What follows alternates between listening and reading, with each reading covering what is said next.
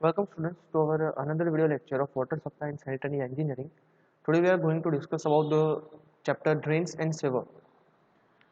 In last lecture we had discussed about the sanitation system. So already you are aware of the sewer and drains, right?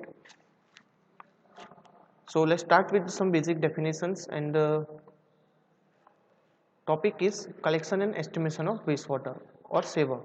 So different type of sewers are as following way. First one is following are the different type of sewer is classified basis of wastewater carried by them and their size. Generally हम लोग जो saver collect करते हैं वो किस type का है और कितने मात्रा में है उसके ऊपर से हम उसके टाइप डिनोट करते हैं. ऑब्वियसली हम लोग जो सैनिटेशन सिस्टम कर रहे थे उसमें जो सेवर बनाते थे, है ना, वो किसके ऊपर डिपेंड करता था? वो सेवेज के ऊपर डिपेंड करता था. Okay, type and the volume of sewage के ऊपर डिपेंड करता था वो. So first one is the soil type. It is the pipe carrying soil pipe. It is a pipe carrying sewage from the latrine in a house drainage system. It is one of the component of a house drainage system. ठीक है, जो latrine के अंदर हम लोग pipe provide करते हैं वो है सॉइल पाइप.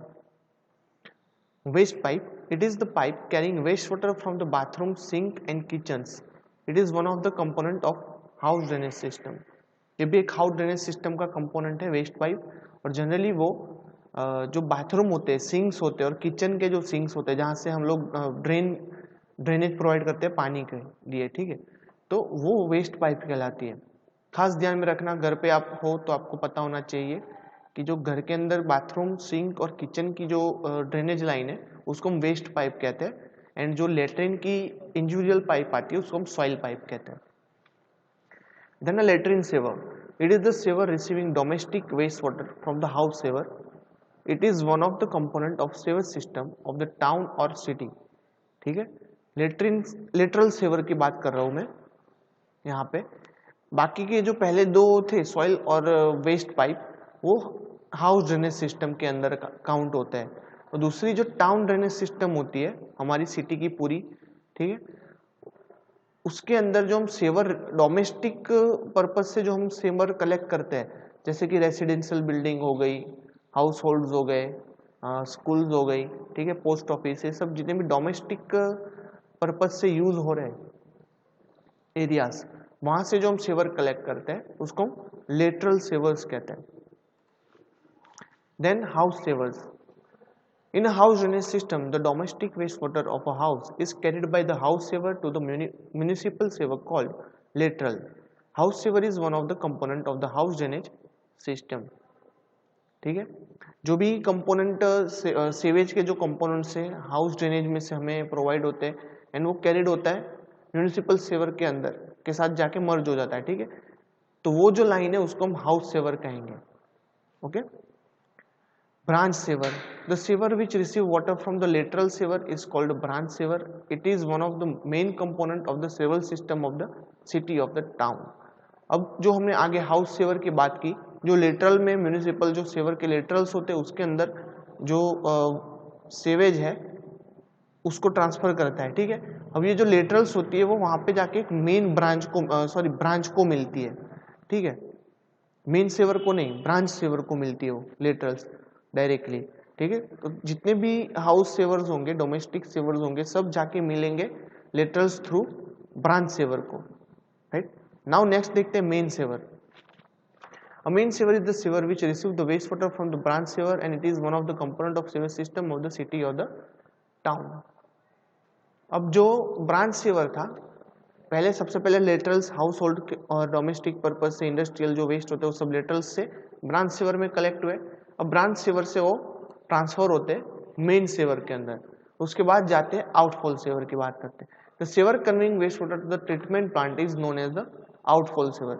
अब जो ब्रांच सेवर के जो भी सेवेज कंपोनेंट्स थे वो ट्रीटमेंट यूनिट तक पहुंचाने होंगे. ठीक है, तो जो मेन सेवर है उसमें से जो पाइप निकल के वाटर ट्रीटमेंट प्लांट तक जाती है उसे हम आउटफॉल सेवर कहते हैं. तो ये थे बेसिक डेफिनेशंस, बहुत ही इंपॉर्टेंट आपके एग्जाम के लिए. एक बार रिवाइज फिर से कर देना अगर नहीं समझ में आया तो. Now classification of sewage based on the material use for the construction. जो सेवर्स है उसके मटेरियल के आधारित और कंस्ट्रक्शन के आधारित हम उसका क्लासिफिकेशन करेंगे। A several can also be classified on the basis of material used for their construction. Various material are used for the sewer construction and each may be suitable for the various condition. अलग अलग material के saver होते हैं, construct होते हैं, ठीक है, और हर एक का पर्पस भी डिफरेंस रहेगा। So following are the materials. First of the brick sewer, vitrified clay sewer, cement concrete sewer, asbestos cement sewer, cast iron sewer, plastic sewers and glass fibre reinforce plastic sewers. ठीक है, सेवर्स मतलब जो बड़े बड़े गोल आप लोग बाहर देखते हो, पाइप्स, ठीक है, ह्यूज साइज के, उसको हम सेवर कहते हैं। और सेवर के अंदर जो मटेरियल होता है, जो मड वगैरह हम उसको कहते हैं, वो सेवेज कहलाता है, SEWAGE, सेवेज। ठीक है, तो ये दो वर्ड में आप कभी कंफ्यूज मत हो जाना। Now severs made from the above material are brick sewer, stoneware, vitrified clay sewer, asbestos cement sewer, cement concrete, plastic sewer and glass fiber reinforced sewer। ये मोस्ट कॉमनली अवेलेबल मटेरियल्स है। ठीक है, एक के बाद एक हम उसको स्टडी करेंगे और उसकी फिगर भी देख लेंगे तो हमें ज़्यादा बेटर व्यू मिल जाएगा उसके related. First of all brick sewer. Brick sewer is a quite cheap as a sewer material. It is locally available and gives a moderately smooth surface. Bricks are also useful in the construction of the sewer apparatus structure like manholes. With the help of bricks, sewer of various shapes like circular, wide, basket handle type can be constructed at the site. मतलब BRICS सब आपको पता ही है, cheap है, cheaper material है, locally available है, हर एक जगह पे मिल जाती है। ठीक है, ब्रिक से अगर हम लोग सेवर बनाएंगे तो उसकी सरफेस स्मूथ रहेगी। Okay, then it is generally made for the अब मैन होल्स आपने देखे, मैन होल्स मतलब कि आप रोड के ऊपर गोल उसके कवर्स देख रहे होंगे, कवर के नीचे जो होता है, ठीक है, हॉल, उसको हम लोग मैन होल कहते हैं। वहां से हम लोग इंस्पेक्शन कर सकते हैं कि ड्रेनेज लाइन चौकअप है कि नहीं है, मेंटेनेंस कर सकते हैं। ये सब पर्पज से हम मैन होल क्रिएट करते हैं। Now cement mortar joint in the brick sewer may give some problems or corrosion because cement react with the gases liberated from the fecal matter containing wastewater and is subject to corrosion। तो cement motor के जो भी joints होते हैं brick saver के अंदर, उसमें क्या होता है, काफी बार कोरोजन आने के चांसेस लग जाते हैं। क्यों? क्योंकि जो सेवर्स होते हैं वो कंटेन हार्मली केमिकल्स भी कंटेन कर सकते हैं, या फिर डिफ्रेगमेंटेशन के कारण उसके अंदर केमिकल रिएक्शंस आ सकते हैं, तो उसके कारण वो उसका कोरोजन क्रिएट कर देते हैं। Now there are some other disadvantage of brick sewer. They cannot be constructed rapidly. However, brick sewer are found to be suitable for the large size of sewer carrying storm water and the combined waste water। मतलब कि disadvantage ये है कि brick saver का कि उसका जो construction process है वो रैपिड नहीं है, उसमें टाइम लगता है स्टेबिलाईज होने में।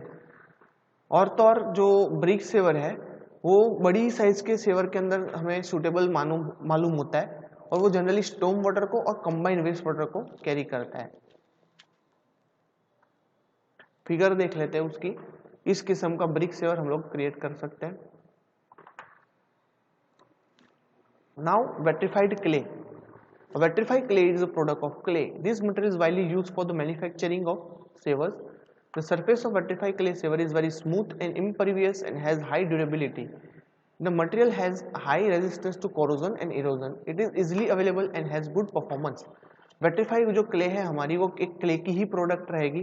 ठीक है, देन ये जनरली हम लोग जो सेवर्स क्रिएट करते हैं जनरली वेट्रिफाइड क्ले के बनाते हैं हम लोग। ठीक है, क्योंकि क्ले इजीली अवेलेबल हमें होती है और चीप रहती है। ये जो वेट्रिफाइड क्ले होती है उसकी सरफेस वेरी स्मूथ और साथ ही साथ एकदम इम्परवियस रहती है, जिसमें से जो सेवर है लिक्विड फॉर्म में वो सीप आउट नहीं हो सकता। ठीक है, एंड ड्यूरेबिलिटी उसकी ज़्यादा रहती है। साथों साथ उसका जो कोरोजन रेजिस्टेंस होता है, इरोजन रेजिस्टेंस होता है, वो भी बेटर होता है as compare to the brick sewer. Now the vitrified clay sewer pipes are used for the small sewage discharge and hence their diameter are also small. Their maximum diameter is restrict up to the 60 centimetre. Okay, इसका diameter हम 60 centimetre तक ही restrict कर सकते हैं, ज़्यादा बड़ी pipes हम इसमें से क्रिएट नहीं कर सकते। तो तो ये स्मॉल सीवेज जो डिस्चार्ज होते हैं उसके लिए हम लोग इसका यूज कर सकते हैं। उसकी normally vitrified clay sewer pipes are constructed for the 60 and 120 metre length having socket and spigot type of joints. मतलब 60 से 120 मीटर की अगर पाइपलाइन हमें प्रोवाइड करनी हो तो हम लोग क्या करेंगे, वेट्रीफाइड क्ले पाइपलाइन यूज करेंगे 60 से 120 मीटर तक का अगर लेंथ हो तो। और हर एक पाइप को 60 से 120 मीटर के बीच में काफ़ी सारे जॉइंट्स आ सकते हैं, ठीक है। वो जॉइंट्स हम सॉकेट और स्पिगोट जॉइंट्स उसके अंदर क्रिएट कर सकते हैं। फिगर देख लेते हैं तो ज़्यादा आपको आइडिया आएगा, आप बोलोगे कि देखी हुए फिगर ये, ठीक है। ये है vitrified clay drainage pipelines, drain से ये। Another sewer drains, cement concrete sewer drains और cement concrete sewer pipe. Cement concrete sewer pipes are gaining more popularity, especially when the size of the sewer are very large. Because of high strength and the compressibility, low cost, they suit almost every condition of the construction. Cement concrete may be made up to for their plain or reinforced cement concrete, depending upon the size of the strength requirement. They may be precast or cast in situ. The corrosion of concrete sewer pipe is mainly due to the acidic industrial wastewater and the hydrogen sulfide produced due to the inorganic decomposition of the organic matter with the sulfate content. ये थी cement concrete की बात। Cement के जितने भी advantage है वो सब हमें यहाँ पे मिल जाएंगे। जो उसकी स्ट्रेंथ ज़्यादा होती है, ड्यूरेबिलिटी ज़्यादा होती है, सरफेस स्मूथ होती है, ठीक है। बड़े डायमीटर हम लोग क्रिएट कर सकते हैं, बड़ी लेंथ क्रिएट कर सकते हैं। प्लस टू प्लस इसके अंदर दो टाइप भी हम लोग देख सकते हैं, प्लेन सीमेंट कंक्रीट की बना सकते हैं और रेनफोर्स सीमेंट कंक्रीट की भी बना सकते हैं। दो में से कौन सी सिलेक्ट करनी है वो टाइप ऑफ सीवर और वॉल्यूम ऑफ सीवर के ऊपर डिपेंड करेगा, और another dimension of the sewer. Clear? इस सब के ऊपर उस दोनों के टाइप क्रिएट करेंगे। प्लस टू प्लस ये कास्टिंग सीडू भी हो सकती है और प्रीकास्ट भी हम लोग उसको क्रिएट कर सकते हैं। प्लस ये जो कोरोजन रेजिस्टेंस होती है, ठीक है, वो जनरली अफेक्ट होती है एसिडिक इंडस्ट्रियल वेस्ट के कारण और हाइड्रोजन सल्फाइड जो प्रोड्यूस होता है ऑर्गेनिक जो कंपोनेंट होते हैं उसके कारण, ठीक है। इन सल्फेट के साथ वो रिएक्ट करके जो कोरोजन क्रिएट कर सकता है। यह है उसकी फिगर। ये भी मोस्ट कॉमन है, आपने देखी होगी, अहमदाबाद गांधीनगर रीजन वालों ने तो खास देखी होगी इसको। Now the following precautions can be taken to prevent the corrosion of the concrete sewer pipe. कौन से प्रिकॉशंस हमें लेने, कौन सी ध्यान रखना है हमें कि वो कोरोजन ना हो पाए। तो partial purification of waste water from water to reduce the sulphur, ठीक है। जो भी वेस्ट वाटर है उसको पार्शियली हमें प्योरीफाई करना है, जो सल्फर की मात्रा है उसको हमें रिड्यूस कर देनी है। तो ऑब्वियसली वो कंक्रीट के साथ रिएक्ट नहीं कर पाएगा, ऑर्गेनिक मैटर के साथ रिएक्ट नहीं कर पाएगा। Rising oxidation reduction potential by adding the nitrate और nitro compounds, okay. Then aeration, chlorination, dosage of copper, iron or zinc to throw away sulfur compound, application to of protective coating, उसके ऊपर coating कर सकते हैं हम। Provision of good sewer ventilation system and the sewers में भी design to run full, ठीक है। फुल उसको हमें थ्रू आउट लेना है, ठीक है। फुल के लिए हम उसको डिजाइन करेंगे। नाउ कंडीशंस देख लेते हैं। As per IS 458 1971 the concrete pipe or drain workers are classified as below.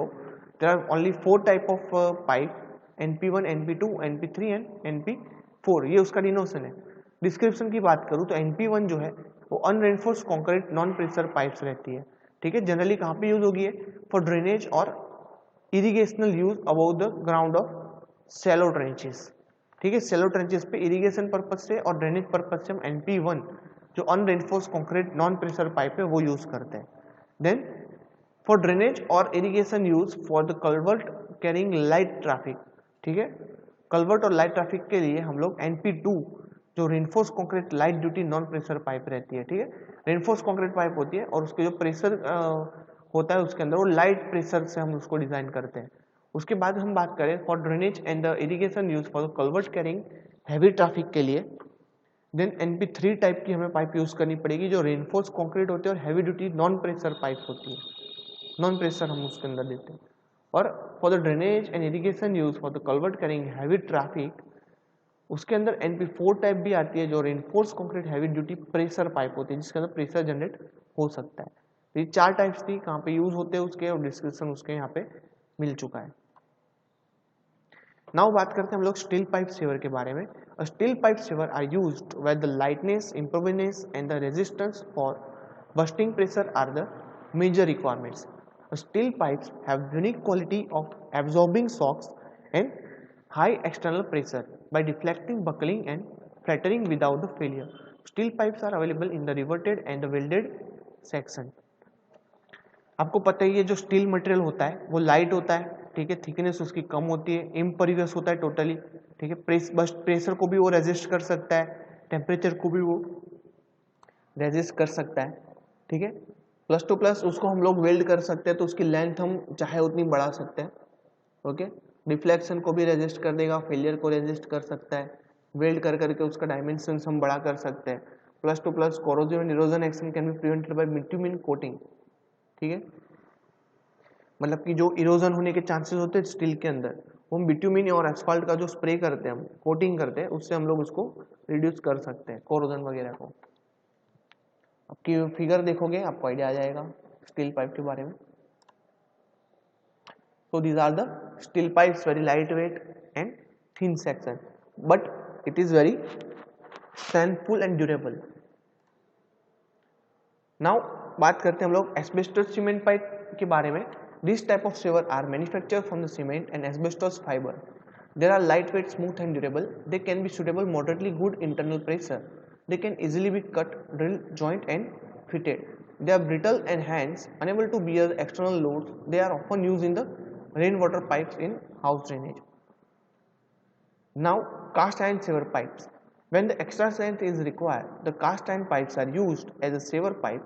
They are strong against internal pressure and external loads. Cast iron pipes are smooth, durable and strong, but they are costly and heavy. जो asbestos pipe थी वो good quality की आती है, ठीक है, उसको हम इजीली उसका जो भी डिज़ाइन है और इंस्टॉलेशन प्रोसेस है वो हमें इजी पड़ती है, लेकिन वो हैवी लोड को कैरी नहीं कर पाता, ठीक है, एक भी एक्सटर्नल लोड्स को वो कैरी नहीं कर पाता। तो ऐसे केस में हम लोग कास्ट आयरन पाइप को यूज कर सकते हैं जिसकी स्ट्रेंथ बहुत ही बढ़िया होती है, ठीक है, सभी जगह का वो रेजिस्टेंस देता है, केमिकल रेजिस्टेंस भी वो देता है हमें, और साथों साथ वो स्मूथ, ड्यूरेबल एंड स्ट्रांग होती है और हैवी लोड को भी रिड्यूस कर सकती है, कैरी कर सकती है। Now plastic sewer pipe. Plastic sewer are used mainly in the house drainage system. Plastic pipe are available in the various diameter ranges from 25 mm to 100 mm। मतलब कि जो भी पानी आपके घर पे आता है या फिर जो किचन्स वगैरह का जो ड्रेनेज होता है हाउस सीवर का, ठीक है, वो सब बाहर भिजवाने के लिए हम लोग जो प्लास्टिक पाइप यूज करते हैं, या फिर जो पानी आता है, ठीक है, हमारे घर में लेटरल्स थ्रू, वो भी प्लास्टिक की पाइप्स होती है, तो वो जनरली कॉमन यूज होता है ड्रेनेज पर्पज से उसका, और डायमीटर उसके वेरी करते हैं 25 mm से लेकर 100 mm तक। फिगर दिखा देता हूं मैं एस्बेस्टोस पाइप और कंक्रीट की, ठीक है, ये एस्बेस्टोस कास्ट आयरन है, प्लास्टिक सीवर है, asbestos cast iron and plastic sewer.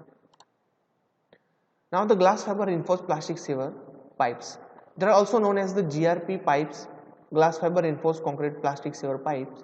These type of sewer pipes are made from the polyester resin, glass fiber and sometimes of silica and is used as a filler. The several major advantage of the pipe is very lightweight, easy to handle, smooth surface, hence less oil loss, faster installation and hence less time required, repair work can be done quickly.